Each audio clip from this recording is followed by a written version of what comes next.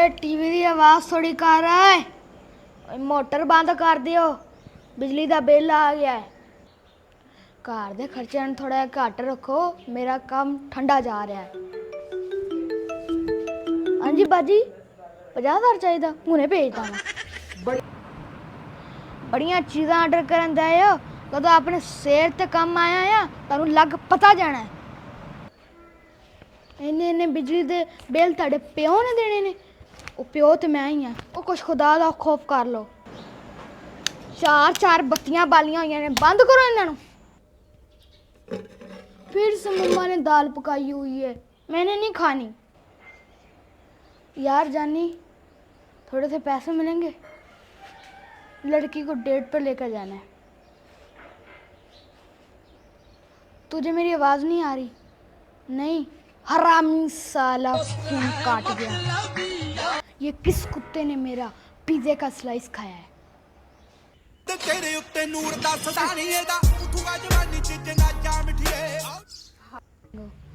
अच्छा बाबा चलो ठीक है।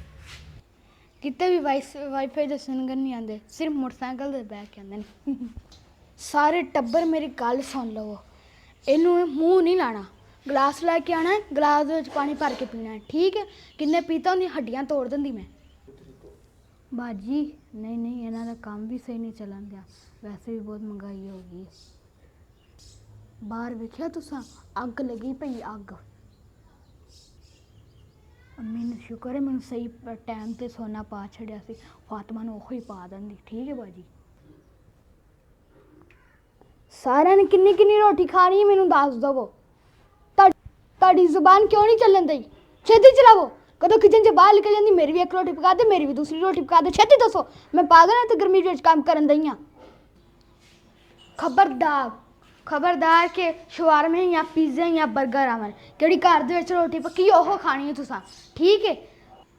पिज़्ज़े खा खा के छड्ड दे, तो मेरी फ्रिज भरी पई है, केड़े माँ ने रोटी पकाई ओह खानी तुसां। नहीं नहीं बाजी, मैं तो अपने बच्चों को कभी भी नहीं डकिया कि चाची घर या फूफी घर जा। मैं डकिया ही जावन जावन, मैं उन्होंने कभी भी नहीं डकिया। हाँ खबरदार कि अपने फूफो या चाची घर गया को नहीं जाना। जाना तो अपने नानी घर जा, अपने खाला घर जा, अपने मामू घर जा, किसी ने भी नहीं जाना, तेरे कान भर देने ने।